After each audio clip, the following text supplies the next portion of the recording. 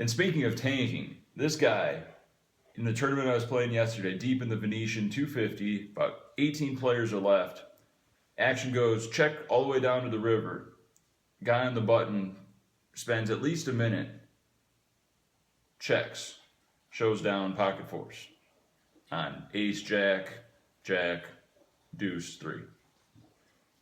So I look at him and I say, what are you tanking about? Are you trying to bluff? Value bet?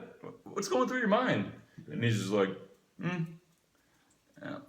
Just pointless. They're like, there's in the moment, there's a lot of times they'll even ask for a count facing a shove when they have no intentions of calling, just to like make the guy uncomfortable or make it somehow less likely in their mind that they're not going to shove on him light.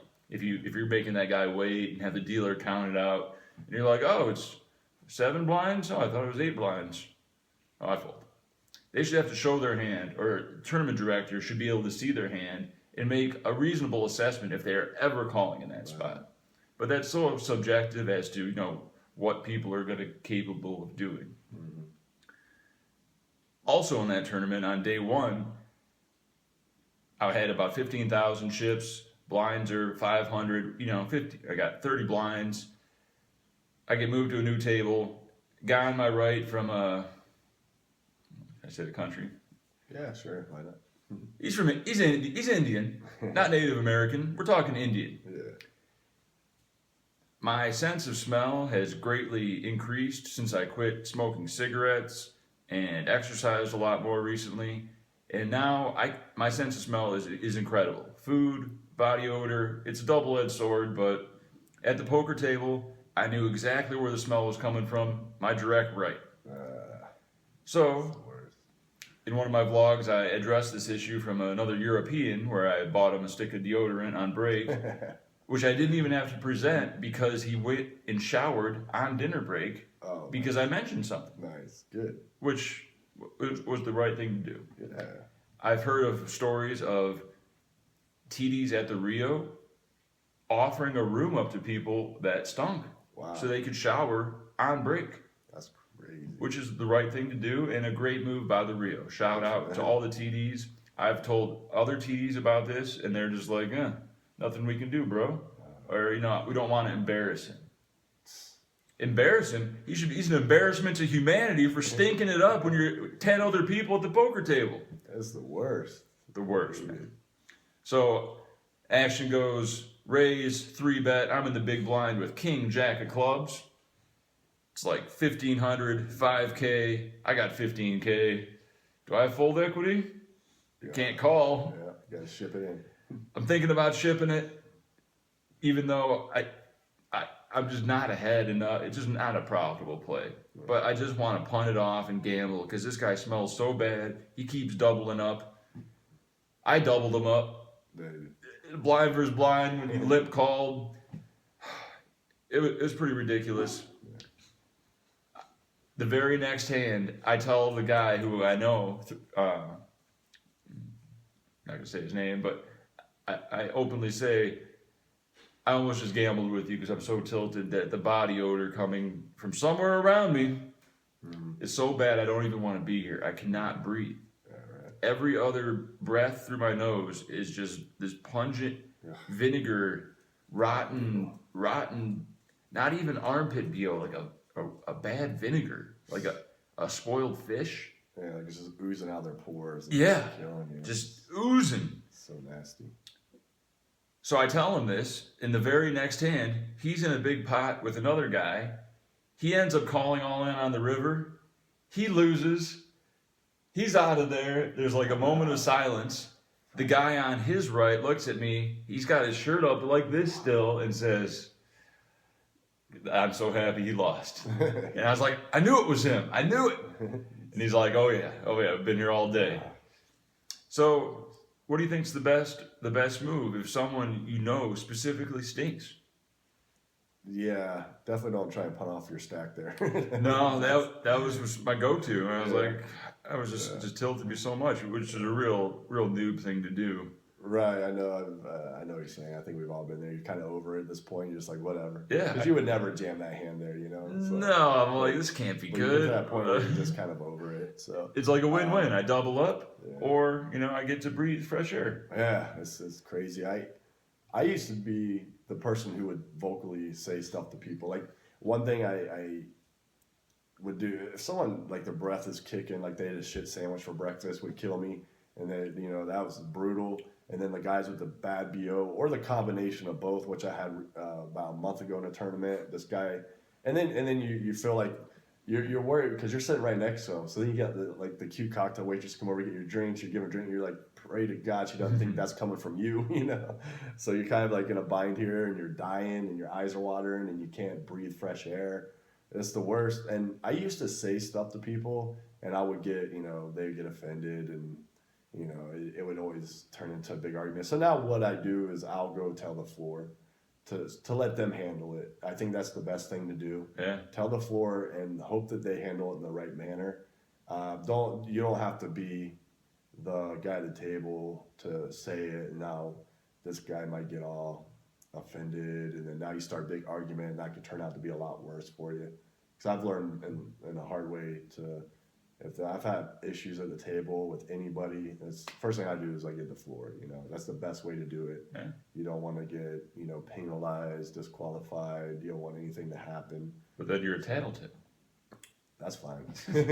I'll tell you, man. Yeah, but it's.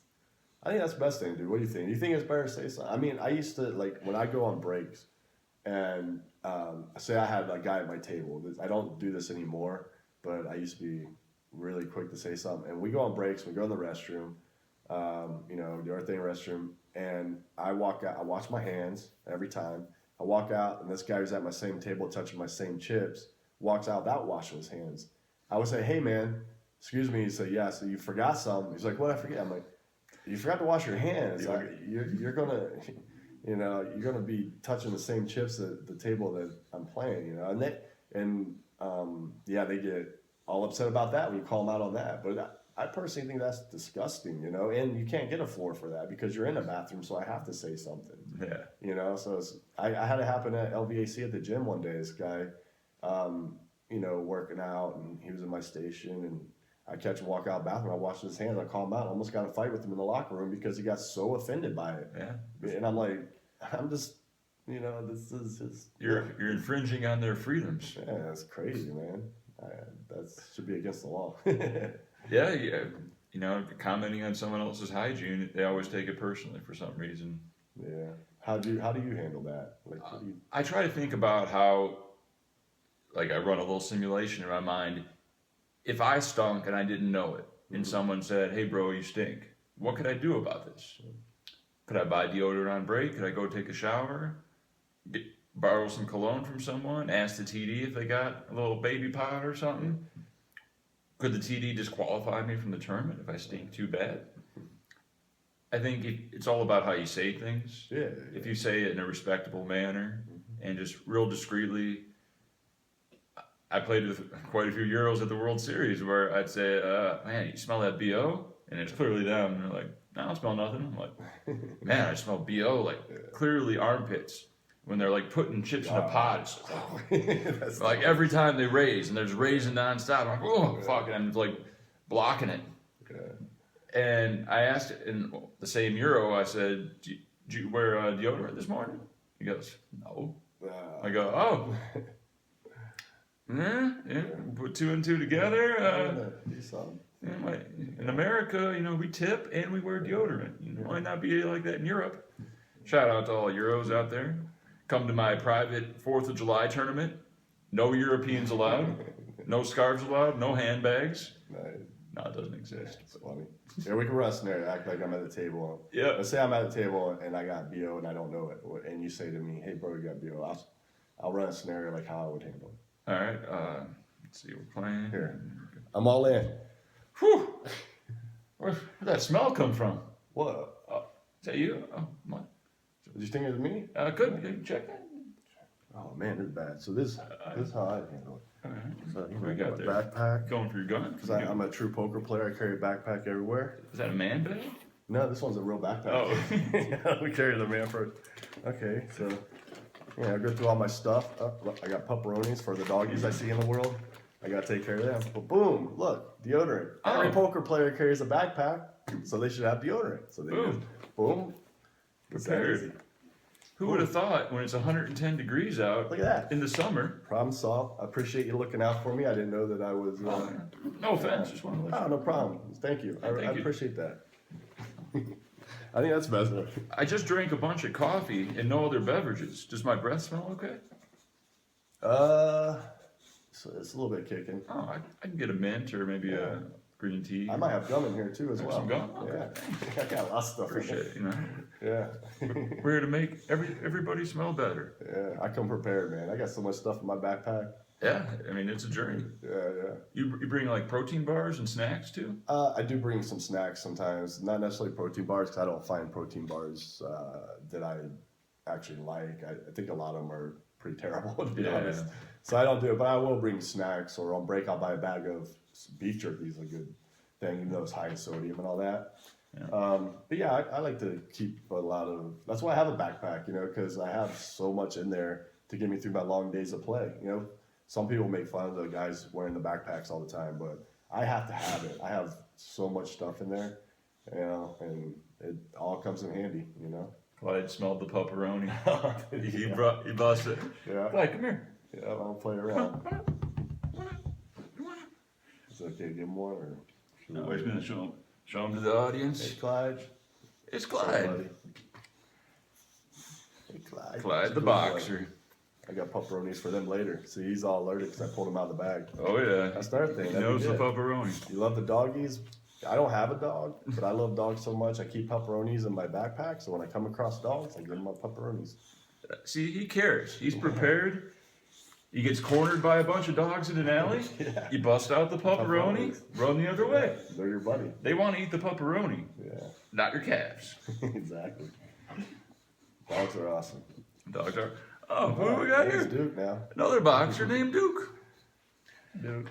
If you guys have extra money you don't want, and you want to help save a boxer's life, donate to the Las Vegas Boxer Rescue. You can send them money on PayPal.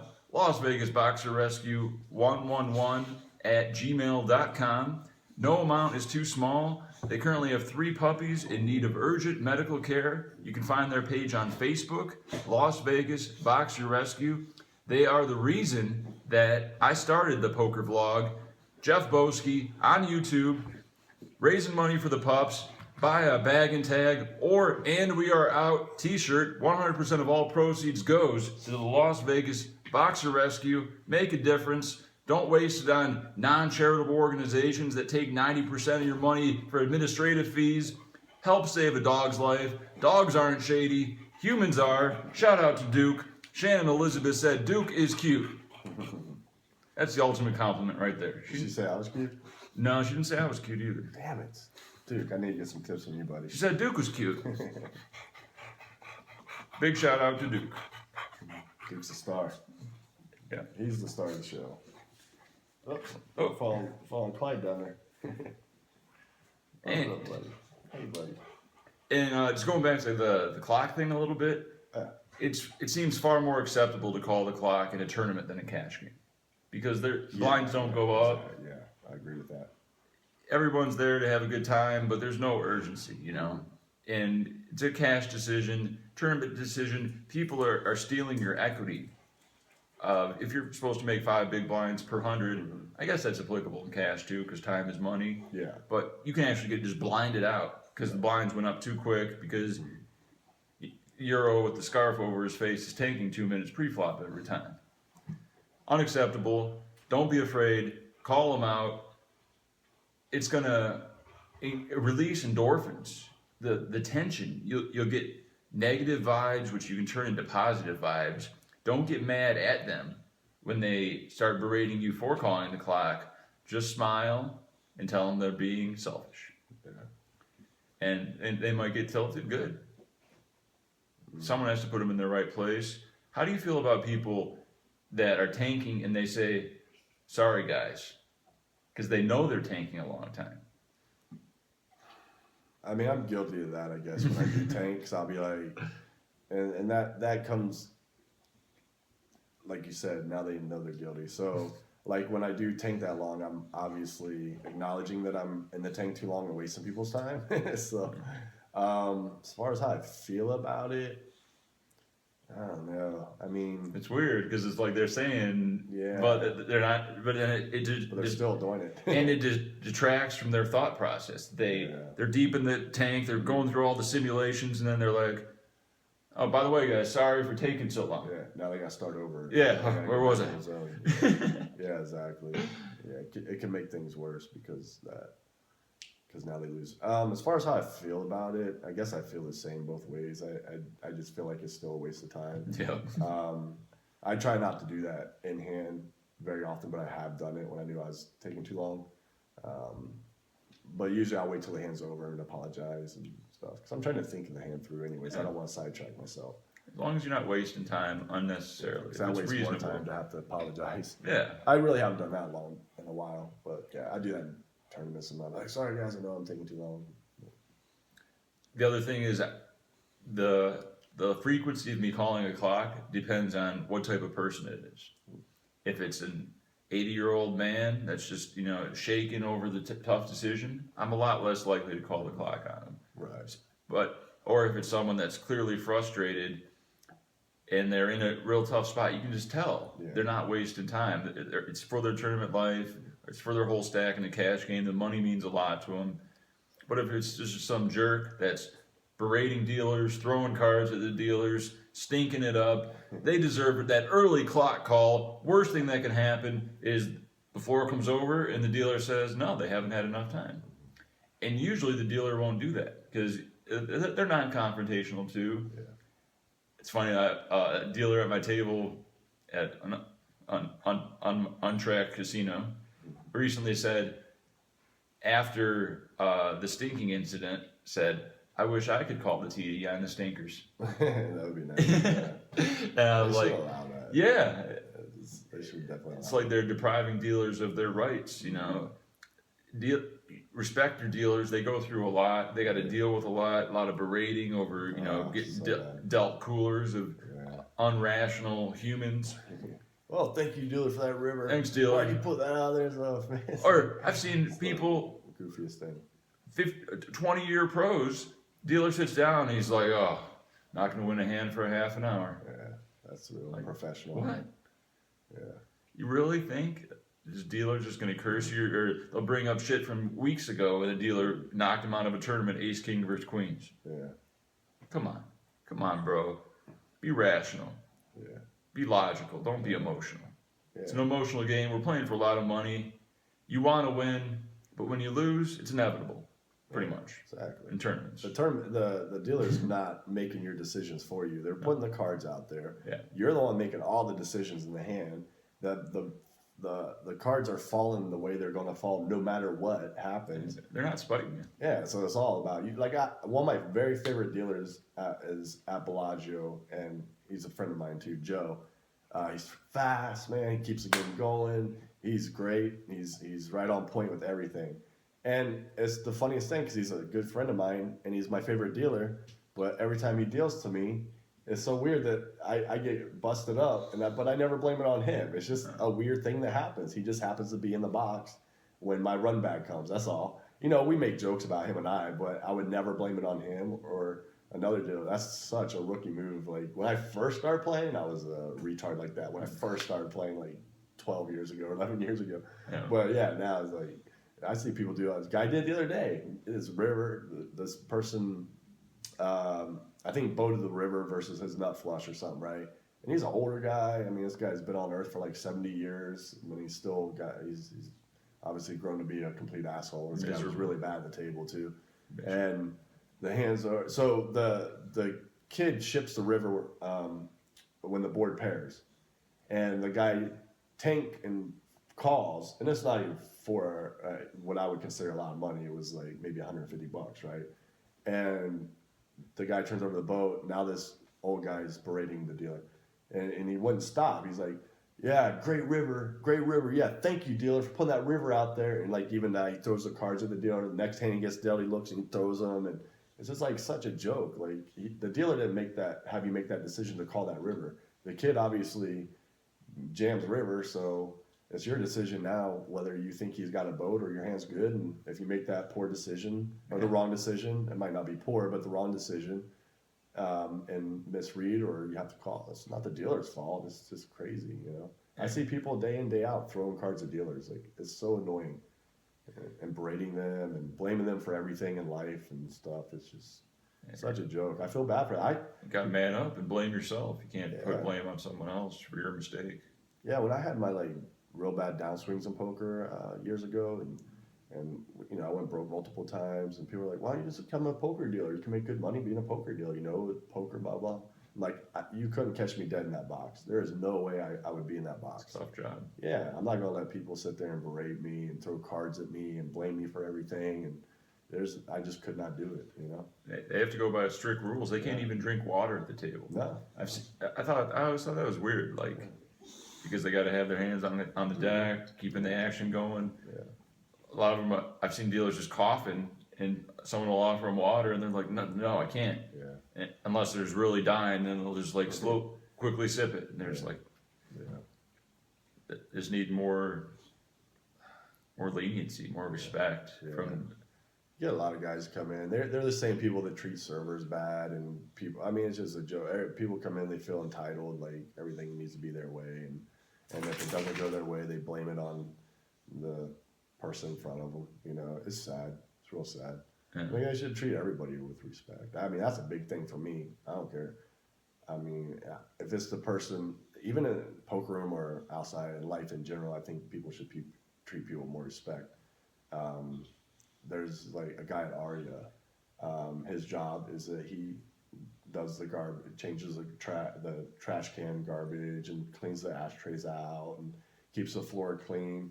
And I totally respect it. Guy's cool as hell. Yeah. Every night when I see him, I'm like, "What's up, buddy?" He's so nice, great attitude every day that he's there, and he keeps the place clean. You know, because a lot of poker players are very dirty. They throw racks under the table, napkins, straws. Anything they can get their hands on is under the table, and these guys got to clean it up, you know. And I appreciate the guy. He's so cool. I throw him $5 almost every night when I see him, you know. But it's just the way you should treat people with a lot more respect in general. I don't like going to places. If I go to a place and someone starts treating a server with a poor attitude, I'll call them out because I don't like that, you know. Yeah, too many people feel entitled. It's the golden rule. Yeah, it's sad. Do unto others as others would do unto you. Yeah. Treat people the way you want to be treated, you know? Yeah. Treat people like an asshole, I'm going to treat you like an asshole. You know, that's basically the way it goes for me. Discreetly tell them they stink. Exactly. Discreet. Yeah. Don't be like, bro, you stink, bro. Come on, man. You're killing me over here. Anybody else smell this guy? Yeah. It's the worst. Yeah. But no, yeah. Just another thing we have to deal with, and clock calling and stinking players. Yeah. Hot topics for the day. Yeah. We got a lot of that coming up. Yeah. The next few weeks of poker. We're going to be dealing with a lot of. We'll have like there's three things I have to deal with every year for the series: the excessive tanking, the bad BO, and guys who don't like to shower, and the stare downs. Oh my God. The stare downs every year drive me insane. By the end of the whole 6-week grind, I'm like so over the stare down. Last year I blasted the guy at the Venetian main because I just had enough of that stare down stuff. And after I blasted him at the table for staring me down in the hand, it was ridiculous. Everybody at the table was like, yeah, man, I was glad. I'm so over that. I'm tired of that stare down, you know. It's like so goofy. See, a lot more common during the World Series. More Europeans do it, it seems like.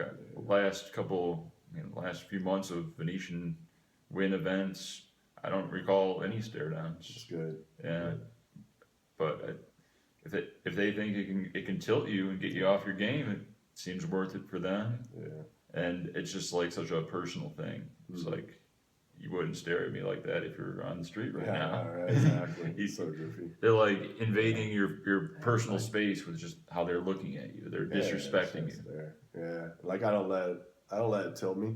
It just gets old after a while, but. Yeah, like that time, I finally had enough of it and told the guy. Because like what I'll do is, they'll stare at me. I'll just stare back at them until they break, and then I'll make my decision. I'm like, hey, you're wasting everybody's time. I'm not going to. I will break. It's just a joke. I don't know. Some of the attitudes that come to the table are goofy. It's stuff they see on TV when decisions are real and money's real, and then they think they come in and on level 1 of an event, they're going to stare you down and tank for making a decision and all this stuff just because they see it on TV. They think it's the cool thing to do. It's funny. I don't know. Poker is a strange world, but I love it. So I got a lot I can talk about that makes me happy, and then a lot of stuff that tilts me and stuff we have to deal with. But all in all, it's a good life to live playing poker every day. Yeah, I'm still torn whether or not to wear sunglasses at the table. Oh, okay. Yeah. It's like sometimes I wear them, sometimes I don't. Mm-hmm. And I think it's good just to have them in case there is someone staring you down across the table from you. You can always take them off. Mm-hmm. And I think it's a lot more personable experience when you're chatting with your table mates to not have sunglasses on. Yeah. So they can see your expression. It's just a lot more friendly. It is, yeah, like definitely.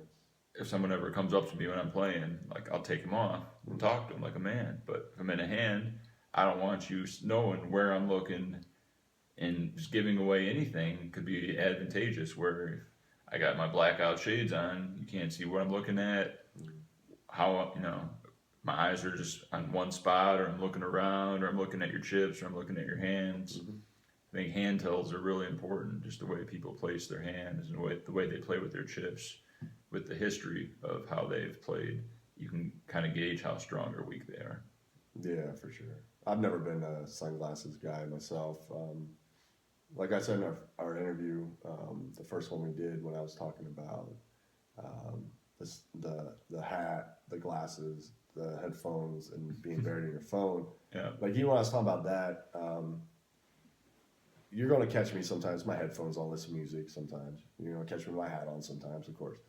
And when I made that statement about that, I'm talking about the guys who do like the combination of stuff and who are very like, they portray themselves to be, how do I say it? Like, douchebag. Yeah, they're not social, they're not friendly, they don't interact, they're very standoffish. You can, even like if they beat me out of the hand and I make a nice comment to them, they'll just totally like ignore, which is fine. That's their choice. They can do what they want. But it's the combination of all that, and the thing is that's what scares.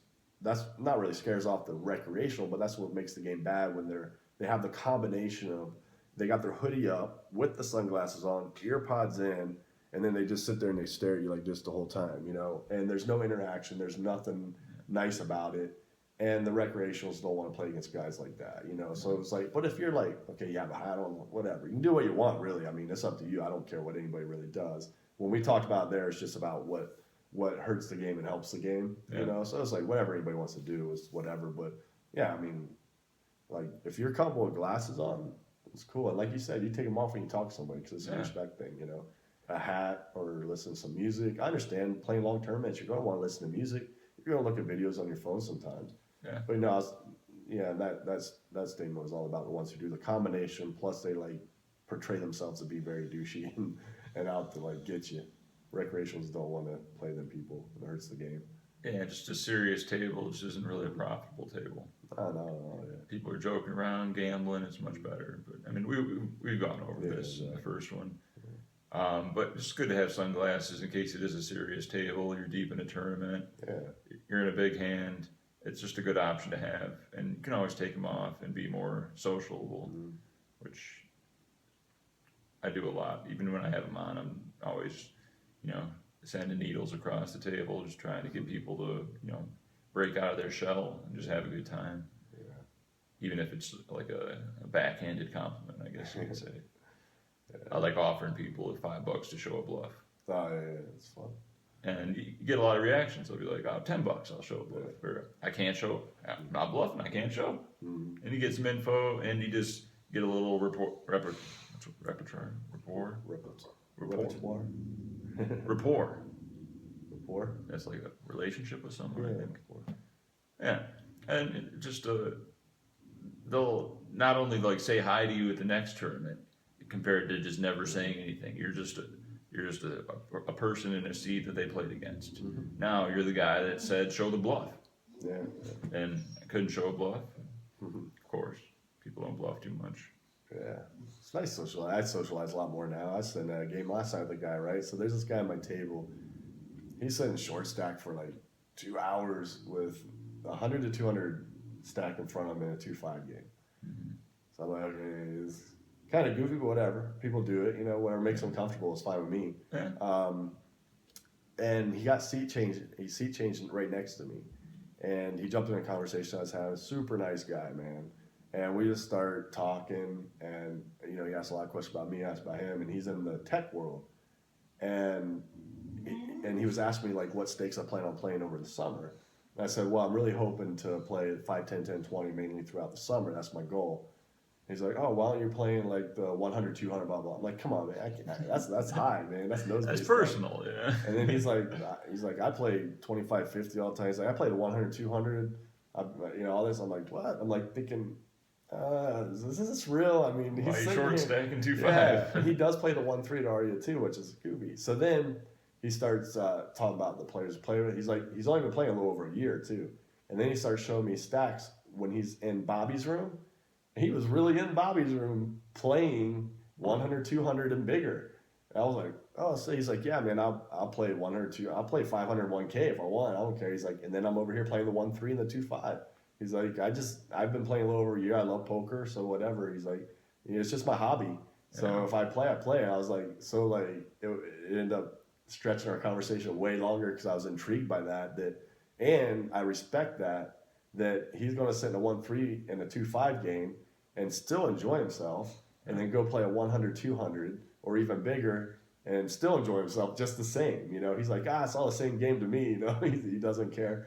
So it's sick. And yeah, he showed me all these stacks he's had in those rooms, pictures of him in Bobby's room playing with these guys and then it's like end of session stacks where he make like 60K, 200K, things like that. I'm like, wow, this is crazy.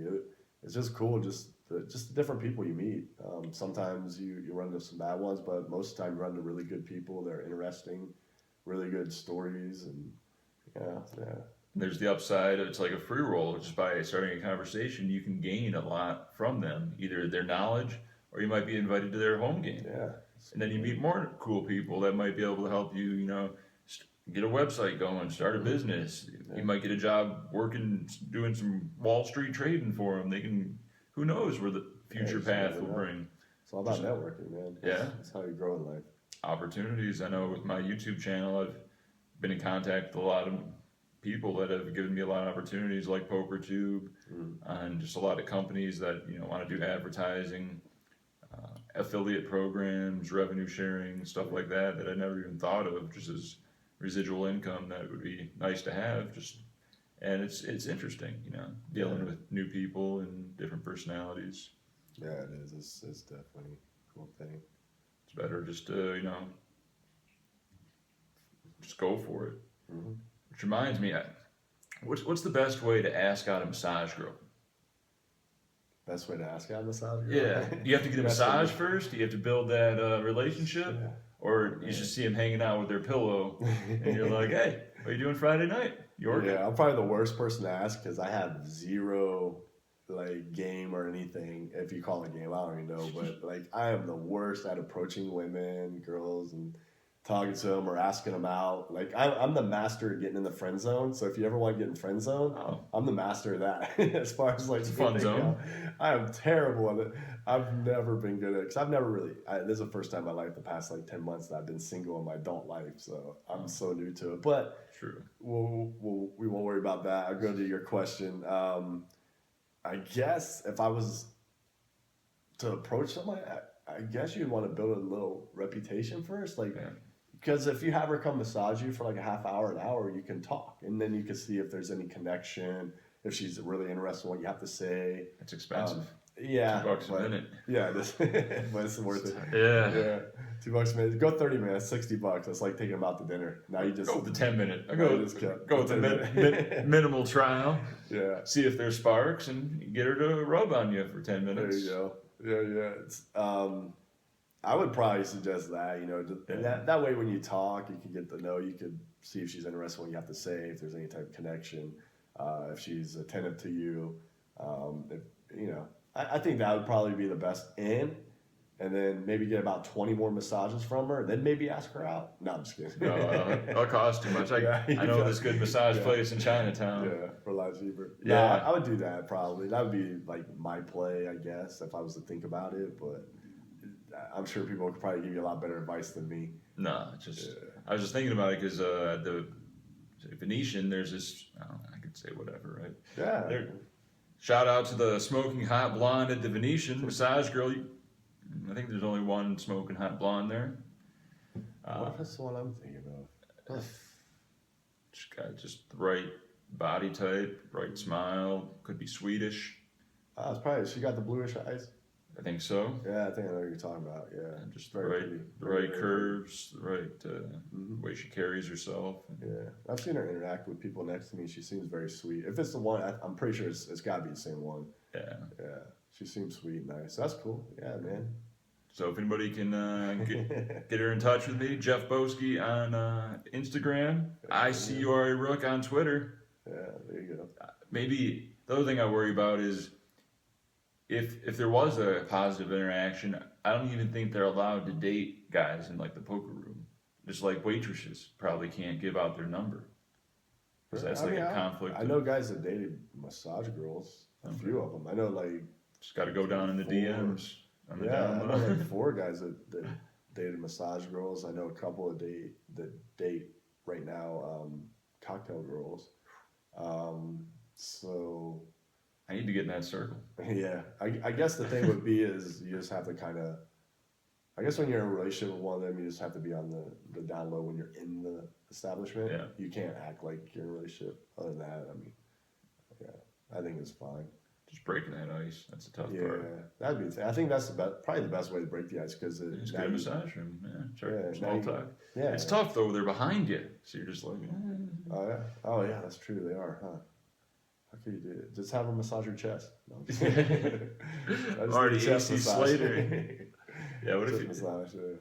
That'd be face the opposite way. I mean, they're not. I don't usually get massages in the poker room, but the only ones I do is for my arms. I have bad tendonitis. So maybe you can play that one, because then they're right here on your side. Be like, oh, I got tendonitis. Can you work my arms for me? Ooh, yeah. So, that's the one. Yeah, that way they're not behind me. But I do, because I seriously have arm issues. So, okay. And it helps. Last night I don't usually do the massages there, but that's the one I need because the pain gets to be a little bit overwhelming. So I got this fight. She's super cool too. It's she's a Japanese little Japanese girl, but man, she does great on my arms. Yeah. She's awesome. She's got the magic touch on my arms. So yeah, it helps because it's so tight and nice. So maybe you could do that. Be like, oh, can you just do my arms? I need to get some big arms first. So I just started working them out. I just need to work back and shoulders is always good, especially pro tip when you're leaning on the table or supporting yourself at the Rio. One of the massage girls told me the best place is like right under the shoulder blades because it gets the sorest the most because that's where all the pressure is from leaning on the table. Yeah. And when they rub up underneath the shoulder blades, it's like, oh wow, that's the spot right there. Yeah, I try to be conscious of my my posture throughout the days. I try to like sit up as much as possible, look like this. It's tough. 11-hour days and tournaments and shit. Catch me slouching sometimes and be all, and I'm like, man, my neck. Not getting any cards, just like, yeah, it's the worst. Bad posture. That comes with poker. But that's mostly like core muscles and abs that'll keep your posture straight, right? Yeah. Man, get that strong core. You have no problem sitting up all day. Yeah. Yeah, I don't know, man. I think you should get you a massage or two and start to break the ice. Or you could get her name, just a little small talk. I know it's hard to talk at the table, I guess, but because they'll feel weird because it's in front of an audience. You know, they'll feel either pressured or one outside, like by a slot machine or something. I've seen people do that. They sit in a slot machine chair and have the girl massage them there. That way, that way you're not surrounded by people or at empty tables, empty poker tables. Exactly, you can do that. That way, on dinner break, it's easier to talk. Yeah. On break, quick 10-minute fucking man. Yeah. Yeah, it's worth a shot. Just all upside. Worst thing she can do is say no, right? Right, exactly. See how it goes. And it's worth a shot. Yeah. If you never try, you never know. Or cocktail waitresses are always, there's something about them. Just them bringing you drinks. If that could relate to at-home experience, bringing me some, nice dinner. Yeah, right. Tray. Where do you find to be the prettiest cocktail waitresses out here? I've always said the Win, Yeah, but probably. more circa 7 years ago when they were like real supermodels. I've seen one of what they wore was even more revealing in their old poker room too. Just like max cleavage. Actually, I'll never forget this. One of them, I can say whatever. I'm almost censoring myself, but one of their boobs popped out.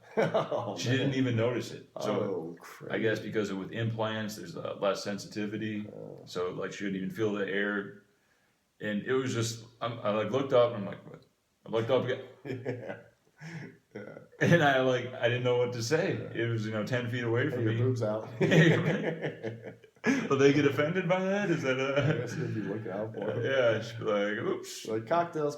Yeah, your boob is out. And I'm sure it's like an internal timer of everyone just nudging their friends. Yeah, right. Say, oh, look.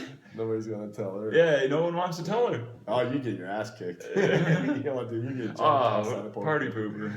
Yeah, look at this asshole telling her boobies out. But that was in the old poker room when, I don't know if they still hire them as models. So if they get obese or old or less attractive, they can fire them legally. Yeah, because I know how Wynn was good about that part. As far as they were all dimes. Yeah. Just, stunning. They bring you a drink, you're like, damn. You're like, here's my money, just take it. Yeah. Out there. Yeah. I'm sure they got tipped more too. Yeah, I'm sure. Yeah, back then they were making bank. Them ones, yeah. I right now I don't even know who I would say what establishment has the best, but because the ones at Aria are beautiful, the ones at Wynn, Venetian. I think it's kind of Bellagio. Yeah, it's kind of evenly distributed nowadays. There's beautiful cocktail waitresses all over Vegas now. I think this might be different, but I know years ago I had this conversation with somebody at the table at Caesars when Caesars still had their poker room down that hallway, and we were talking about how much older and less attractive their cocktail waitresses are, and we're like, why is that? And several reputable sources told me it's because they're in a union. Yep. And they can't get fired. They can be working there until they're 80 years old. Which they were. Yeah. Which they were. They were 80s. They're 70s and 80s. And then I guess someone else at the table said, who cares what they look like? They're just serving us drinks. It's like, yeah, okay, whatever. Yeah, come on, be real. Come on. Whatever, buddy. That's what Vegas is built on. Beautiful cocktail waitresses and good stuff. They want it to be a family destination now. It's crazy. How can it be a family destination when you still have the Latinos on the strip with the card flappers handing out the prostitute cards? Yeah, it's still all over the strip. It's crazy. Naked chicks everywhere. The billboards, hot girls to you. Yeah, 696969. That's their phone number. Direct to your room. Yeah. Why would you want a hot girl direct to your room? Yeah. I don't know. Serve me a drink. Yeah. There you go. That's my fetish. I like being served drinks. Serve me a drink. That's funny. Gotta love Vegas. Yeah, come visit Vegas. Watch out for the resort fees that they've been implying at all the hotels I've been hearing about. Luckily, don't need to get hotels. Yeah. And parking fees are ridiculous now. Unless you're a Pearl card, Black Card member. What are you? Gold card at the MGM areas. Okay. Yeah, so I'm good there. At Aria at 10 p.m. Yeah, you have to be gold card. I have a black card too, so that's good too. That gets me through lines quicker. Nice. Or go out to valet and it's packed. Hey, black card, boom, they bring my car out. But you valet every time at I Aria? do, yeah. I feel that's the safest, being a poker player. And, with the money? Yeah, going in and out of casinos with chips and money. I figure that's the safest way to go. I hear too many horror stories and people being followed home and getting robbed in parking lots. And yeah, it's not good. Yeah, you gotta protect your neck. Yeah, for sure. It's very important. Yeah. So now, I have a box at Aria anyway, so that's the easiest thing for me. Keep it there. That way, I don't really come and go with too much money on me. Yeah. Yeah. And you're probably not a big target for getting robbed. They want to win the Yeah. fight. Unless they got a shank or gun on. Yeah. So I don't want to find out that way. No. I'm soft as a kid, though. I don't like to fight. Yeah. Keep telling them that. On the mat's fine. Yeah. Outside of the mat, I don't like to. I stay away. I run. You said you're restarting jiu-jitsu, right? Yeah, I decided to wait till after the series is over because I don't want to go into the series being all sore and beat up. And You get cauliflower ear from that too? I did, Okay. yeah. I drained it myself for a couple weeks straight, sticking a needle in my ear and draining it. Yeah, did I ever show you the pictures of my cauliflower ear? I don't want to see them. Oh, really? No, it's gross. Yeah, I had it for a minute, so yeah, I couldn't wear my earbuds at the table because I couldn't put earbuds in my ear. Nothing. Yeah, so it's finally healed up. It's still, you can't really tell too much unless you look. Like you see this ear's like normal looking. This one's like to the inside a little jacked, but it's not that bad. I drained it every day for like 2 weeks, and people were telling me, like other fighters, so like, you're not gonna be able to do that yourself. And I was like, bullshit. I went and got this. First, I started the little insulin needles, and I would take, but I have to stick my ear 3 different times to get all the fluid out. So I said, screw it. I went to the bigger needle. That's why I got like the little tiny holes now that scar. And I would stick that sucker in there and just drain out all the fluid. And yeah, I did that twice a day for like 2 weeks. And yeah, I'd put some stuff in my ear and tape it so like try and heal. I'd be on the mat and it'd fall out, and then my ears swell back up again. Start leaking everywhere. I'm like, hey man, it's dim. And when I first started training, I was like, I want cauliflower. That shit's ugly, gross, blah blah. But then once you start training, you start getting it. You're like, shit, I'm earning this. Wow. This is something I'm earning, so I'm cool with it. I'll wear my cauliflower ear with pride. But yeah, luckily it doesn't really show much. It's all hardened pretty bad now. But I didn't get on the outside much. Mine was more to the inside. So it was weird I got to the inside, not the outside. It's Most people usually get on the outside. Yeah, I was the lucky one who got on the inside where I can't put my earbuds in and stuff. It's sore as hell. But Yeah. Pro tip for all our viewers: if you're about to get in a street fight with a 120-pound guy and you think this is a lock, Yeah. you see he's got some cauliflower ears, run. run. Apologize. You're not going to win. He's going to grip you up, take you down, choke you out, humiliate you. Yeah, exactly. That's one thing people got paid, especially in Vegas. Vegas is like the fight capital, basically. So Maybe yeah, Ireland. yeah, true. So you gotta watch out here, man. If you're getting, some beef with somebody, first thing you need to look for is some cauliflower ear. Yeah, that's what we call a tell. That is a tell. You miss that tell, you're in big trouble. You shouldn't be at a poker table if you can't pick that one out. Also, from watching numerous World Star hip hop videos, you know it's about to go down if someone yells World Star, Oh yeah, it's just going down hard. or if they're face to face with you and they give you the look to the side, then they're loading up the right. They do the quick look. It's like a subconscious thing. Yeah, And 90% of people are right-handed. They're gonna go with their right. yeah. I told you my keep that secret, but I got a plan in case shit goes down. A little unexpected move. Oh, We're face to face. Good luck. I know you said you don't like protein bars. I'll show you in a little bit, or maybe, whatever. I got some off Amazon that you might like. Okay. I also subscribe to this thing called Crave. I've heard of Crave, yeah. I could show you the boxes I got. Is that Crave with a K? Crave? Actually, I don't remember. I remember I heard about them. I'll grab it right now. Show the viewers some optimal snacks for poker. What you make like?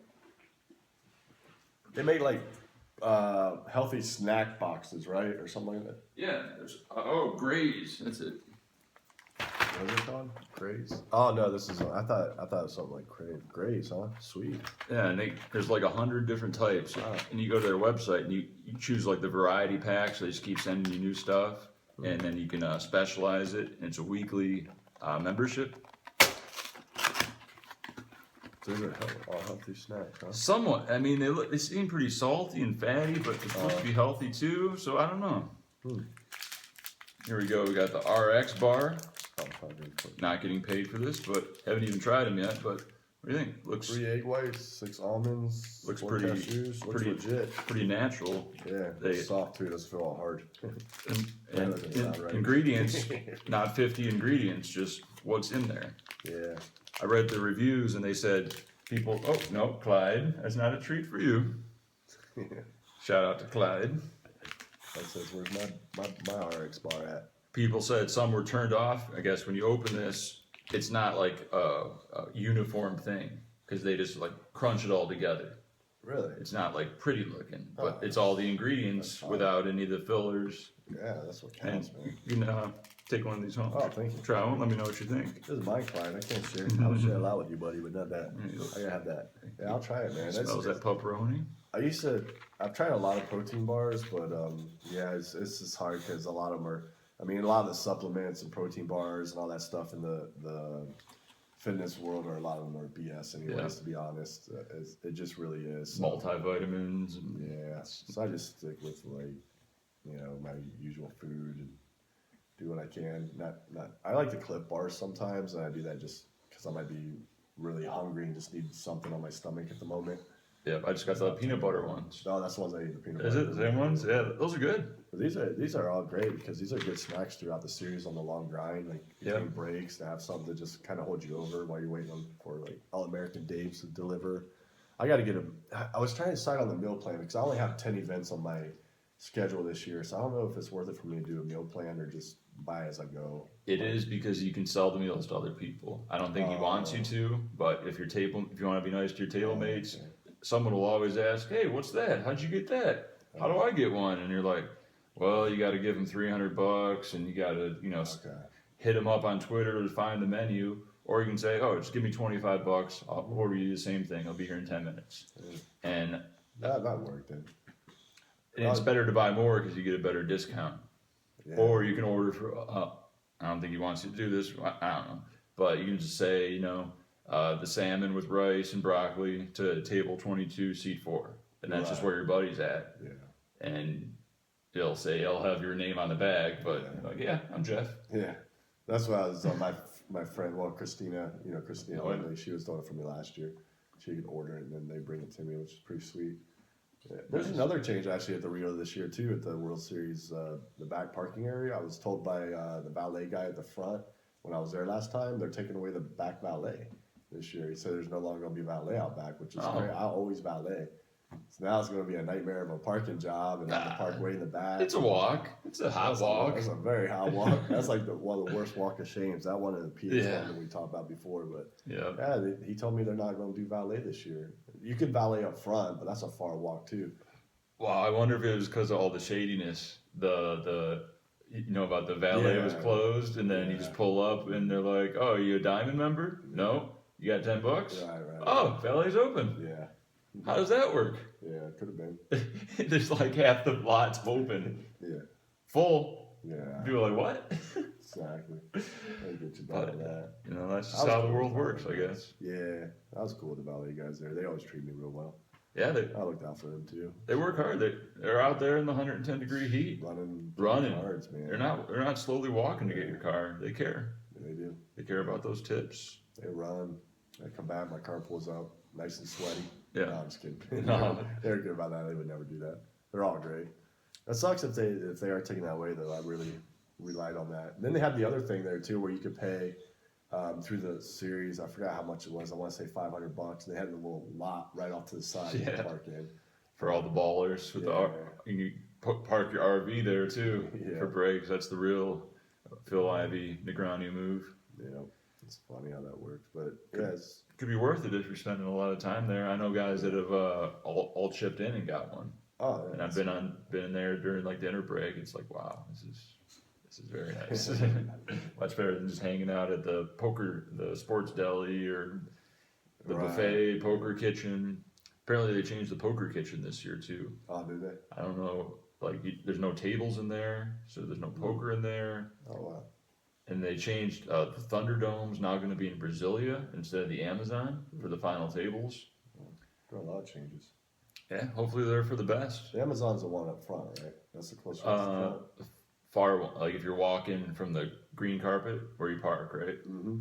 On the left is going to be Pavilion. Oh, Pavilion, that's what I'm thinking. Yeah. Brasilia is right across on the right, and then farther to the left is the Amazon. Okay. And that's where the better chairs and just the day twos and final tables are played usually. Cool. You don't want to be in Pavilion.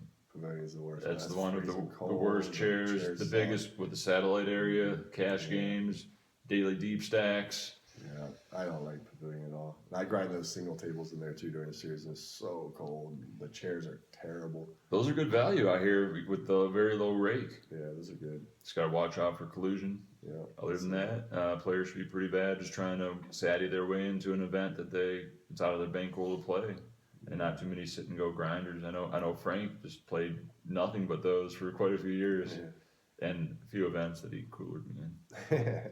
Shout out to Frank. Yeah, I love those singles. They're awesome. I'm gonna play a lot of cash this year, so I gotta watch myself on those because those usually hook me. That's usually where I'm at. The sit and goes. Oh, I love them, man. Yeah, It's a rush. Yeah, just quick money, playing a couple hours, buying for $250, make $2,500 plus the last longers. Yeah. I think they changed the rules for the last longers. You can't physically have the money on the table. Yeah, you can't have it on the table. I think that's Nevada gaming though. Yeah. Just like same thing with cash games. Yeah, they had that rule last year too. You can't have it on the table any longer. So there's a trust small percentage chance someone be like, okay, I'm in the last longer if I'm holding. Yeah. I'll hold. If I bust, I'll give it to somebody else. Not my problem. Right. But last longer is a great thing to do if you do play sit and goes at the Rio because no rake. No rake on that money. No rake. You just got to worry about getting raked the whole last longer by a scumbag taking it all. Yeah. But I don't think that is very common. Less than 1%. I never really heard about that. Actually, I've seen one guy got up and left with it on accident, but everybody knew it was an accident. Yeah. He busted and he was on holding the money, and nobody realized it for like 2 minutes, and then finally one guy's like, "Hey, didn't he have the money?" So they had to go catch him and find him, and yeah, that was the only thing I ran across, and we all knew it was a total accident. But luckily, he was only up at the registration window to get another one, so it wasn't that hard. Yeah. Yeah. And with video cameras, social media, Twitter, Facebook, we can hunt these guys down. We can give them a bad name. We can hire some hitmen to collect. We'll get that money back one way or the other. Mm-hmm. But yeah, we're only a week away from the start of the World Series now. Yeah, my first event's not till the June 5th, but there's tag team with Mace. Yeah, that's gonna be fun.